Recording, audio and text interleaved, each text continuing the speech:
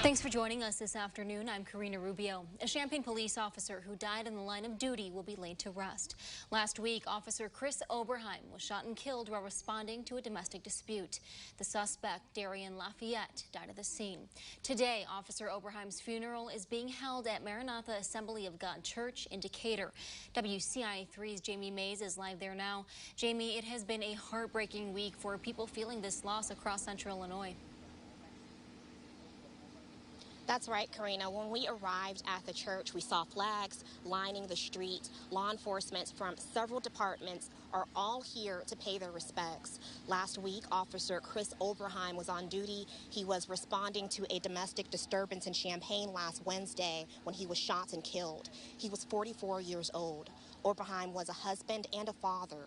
His children attended Monticello schools. He started his career at the Decatur Police Department in 2000, and he later joined the Champaign Police Department in 2008.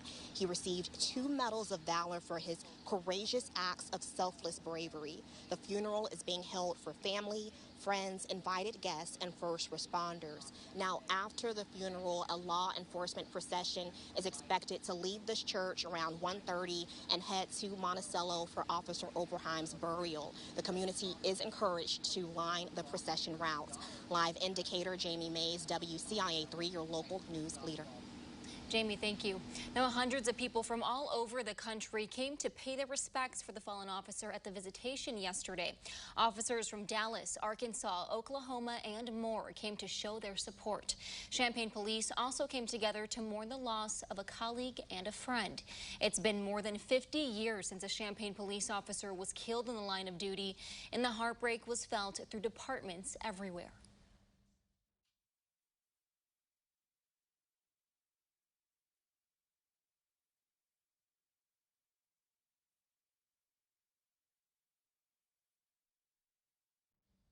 Now, a GoFundMe page for the family has raised more than $155,000. More than 1,000 people have donated so far. The page has only been up for 4 days.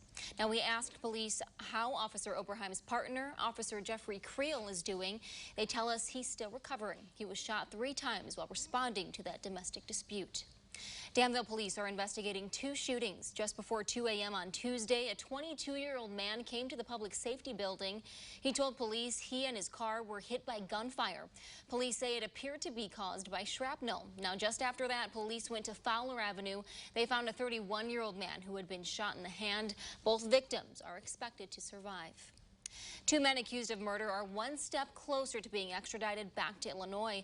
Clayton Anderson and Thomas Miller agreed to a plea deal for charges they face in Nevada. Now, here in Illinois, they're accused in the death of 72-year-old Sherry Hubbard. She was found dead inside her home in Shelby County last month. Anderson, her grandson, is accused of killing her. Miller is accused of helping him cover it up. And this is a follow-up story. The Beardstown fire chief is out of the hospital after an apartment fire. It happened earlier this month. He and 2 other firefighters are now resting at home. One person who lived there was also taken to the hospital but has since been released. But the building is destroyed. There's no word yet on what caused that fire.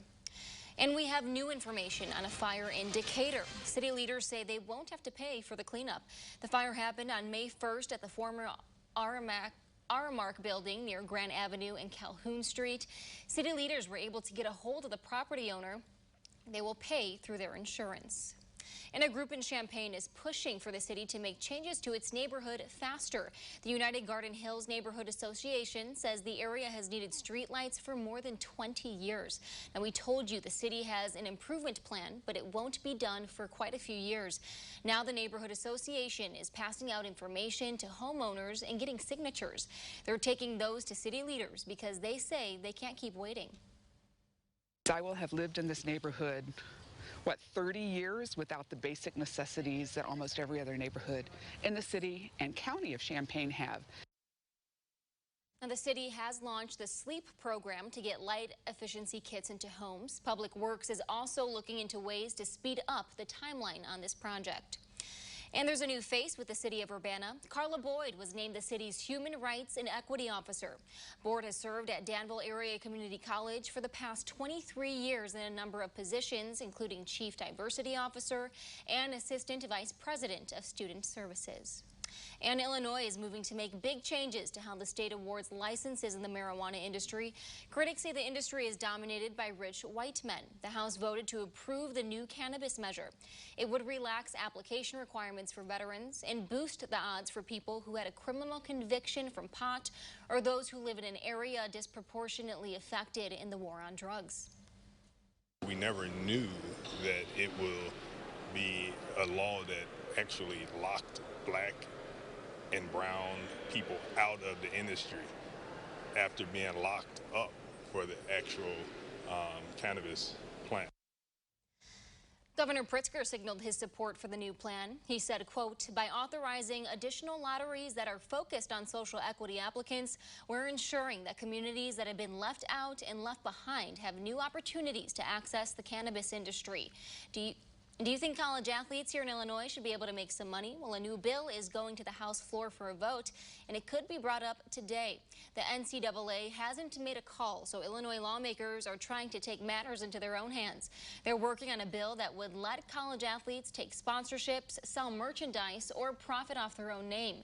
Now, several states have already done this. Lawmakers tried to pass a similar bill last year, but stopped after the NCAA said it would look at making the changes. The NCAA has been notorious for saying they're going to do something and not do it. What we have seen over the years, over generations, going back to decades before, years and years before I was a college athlete, so the NCAA has not really come to the forefront to make sure that our student athletes are protected. Now, if the bill is signed into law, the changes would go into effect on July 1st.